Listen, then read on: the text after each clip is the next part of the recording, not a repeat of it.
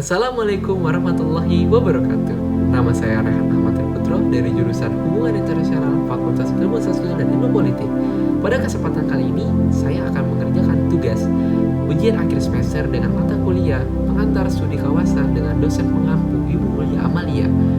Nah, materi pada hari ini adalah Eropa Barat atau Western Europe. Sebelum saya menjelaskan lebih perinci, saya harus jelaskan apa sih itu Eropa Barat.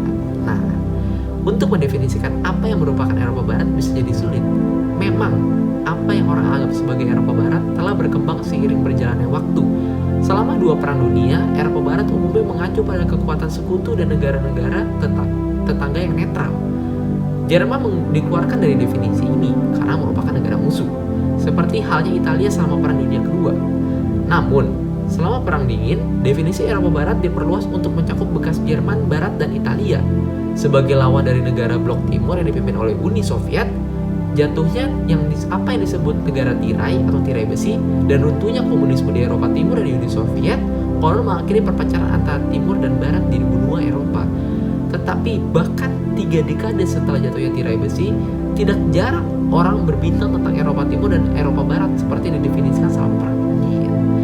Nah, negara-negara di kawasan Eropa Barat terdiri dari sekelompok pulau di lepas pantai barat.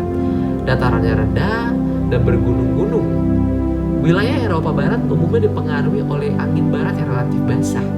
Angin barat berasal dari arah Samudra Atlantik dan hampir sepanjang tahun bertiup sehingga di musim dingin suhunya tidak terlalu dingin dan ketika musim panas suhunya tidak terlalu panas. Pengaruh arus teluk yang bersifat panas menyebabkan air laut tidak membeku sehingga jalur pelayaran tetap ramai. Di Inggris keadaan sungainya memiliki estuarium sehingga dapat disinggahi kapal-kapal niaga. Sungai yang mengalir ke Belanda berasal dari pegunungan Alpen yang membawa material berbentuk endapan dan merupakan sumber daya alam potensial. Di Eropa Barat ini ada beberapa negara sih.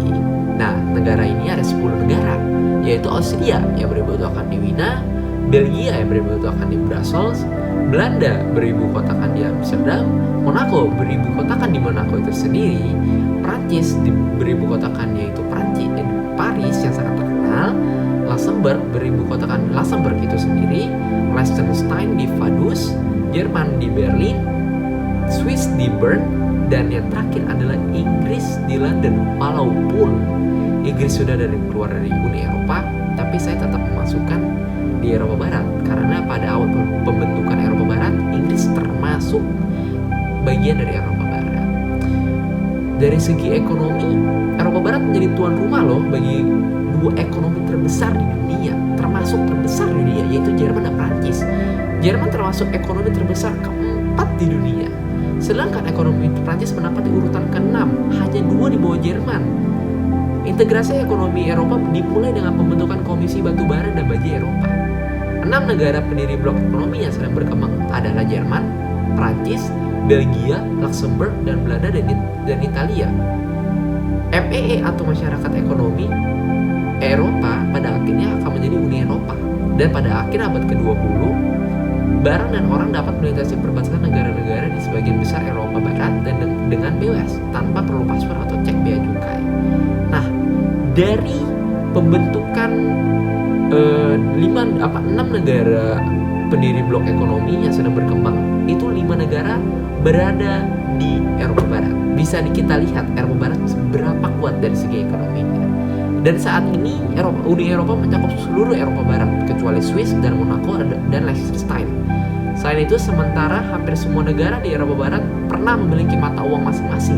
Sebagian besar sekarang menggunakan euro, mata uang umum yang digunakan oleh 19 dari 27 negara anggota Uni Eropa. Dengan demikian, sebagian besar Eropa Barat dan sebagian besar benua lainnya telah menjadi seperti negara super, di mana barang dan orang dapat melintasi perbatasan internasional semudah mereka akan bergerak di antara negara-negara Amerika Serikat.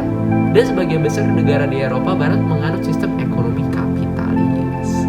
Nah, selain ekonomi, ada sosial pasti dong. Nah, sosial di Eropa Barat itu sangat terkenal dengan seniman-senimannya seperti Van Gogh, Monet, Renoir, Rembrandt, dan Chagall.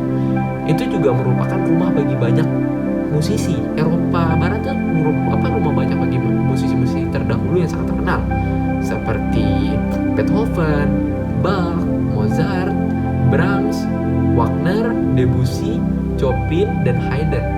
Mahakarya seni dan musik yang dibuat oleh orang-orang Eropa Barat yang disebutkan di atas masih dirayakan di beberapa museum galeri dan orkestra paling terkenal di Eropa Barat. Dua museum terbaik di Eropa Barat adalah Louvre di Paris dan Rijksmuseum di Amsterdam. Orkestra terkenal di subkawasan termasuk Vienna Philharmonic, Berlin Philharmonic, dan Royal Concertgebouw yang berbasis di Amsterdam. Namun tentu saja Eropa Barat tidak hanya dikenal kontribusi budaya di masa lalu. Kontribusinya saat ini terhadap budaya dunia sama mengesankannya. Subwilayah umum dikenal sebagai sumber tren mode paling populer di dunia.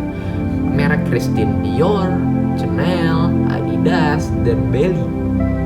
Disinilah Anda juga akan menemukan sinema-sinema modern seperti Isa Gensken dari Jerman, Pierre Hugh dari Prancis, Luc Tuymans dari Belgia, dan Marley Dumas dari Belanda.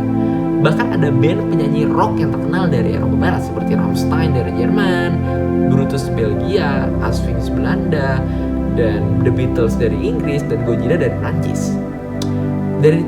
Pasti dari selain ekonomi dan sosial pasti ada politik. Nah, ini yang seru nih. Nah, dari segi politik, negara Eropa Barat mereka rata-rata memiliki sistem parlementer. Akan tetapi di antara 10 negara ada satu negara yaitu Austria. Negara ini menggunakan semi presidensial, di mana sistem ini menggabungkan dua sistem yaitu presidensial dan parlementer. Terkadang sistem ini juga disebut dengan dual eksekutif. Dalam sistem ini presiden dipilih oleh rakyat sehingga memiliki kekuasaan yang kuat. Nah, Eropa Barat tuh punya ciri khas kawasan. Nah, ciri khas kawasannya itu apa aja? Nah, Eropa Barat adalah rumah bagi beberapa kota terbesar di benua. Ibu kota Perancis, yaitu Paris, adalah kota terpadat di subkawasan dan terpadat ketiga di seluruh Eropa dengan populasi lebih dari 11 juta. Berlin adalah kota terpadat kedua di Eropa Barat dengan populasi 3,56 juta. Kota-kota besar lainnya di subkawasan termasuk Wina, Hamburg, Lyon, Marseille, Munich, Zurich, Amsterdam, Cologne, Lille, dan Toulouse yang semuanya memiliki populasi 1 juta lebih. Ada sekitar 196 juta orang yang tinggal di Eropa Barat. Hampir 80% dari orang-orang ini tinggal di pusat kota. Belgia memiliki populasi paling urban dengan 98% penduduknya tinggal di kota. Sebaliknya, Liechtenstein adalah negara sedikit perkotaan di Eropa Barat dengan hanya 15% dari populasinya yang tinggal di tempat yang dapat digambarkan sebagai lingkungan perkotaan. Data ini tidak termasuk kerajaan kecil yaitu Monaco yang sangat kecil sehingga tidak dapat dirasio secara konkret populasi perkotaan dengan populasi pedesaan di negara ini.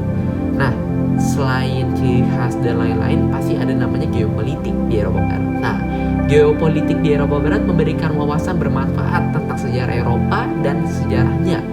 Politik saat ini, topografi, iklim, dan sumber daya semuanya mempengaruhi hubungan antar negara dan bagian dan melakukan peta dapat membantu memperjelas motif negarawan dan pemerintah.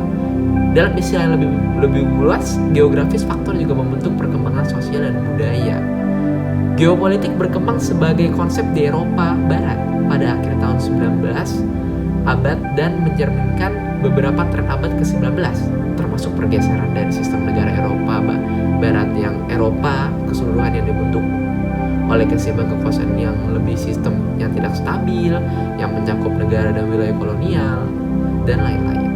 Dimulai pada tahun 1880-an, imperialisme menghadirkan tantangan bagi pemerintah Eropa, melibatkan hubungan antar kekuasaan, sumber daya, dan ruang yang mengambil bentuk yang berbeda untuk negara terkemuka. Ahli strategi angkatan laut seperti Alfred Tyler, Mahan, dan Sir Julian Corbett mengeksplorasi hubungan antara kontrol. Nah, untuk penutupan ini kita harus menemukan fakta-fakta. Nah, fakta-faktanya unik.